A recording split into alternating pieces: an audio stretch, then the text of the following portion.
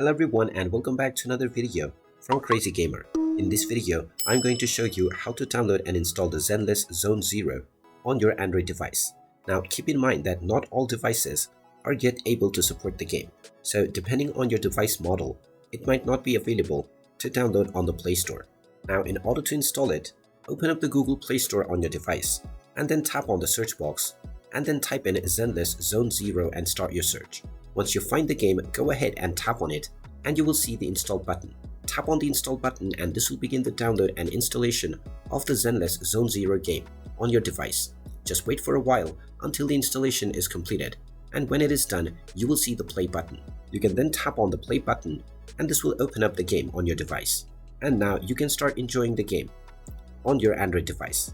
And there you have it. That is how easy it is to download and install the Zenless Zone Zero game on your Android device. If you find this video helpful, make sure you hit that like button and subscribe to our channel if you haven't done so already.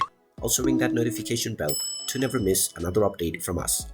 Thank you for watching and I will see you again in the next video.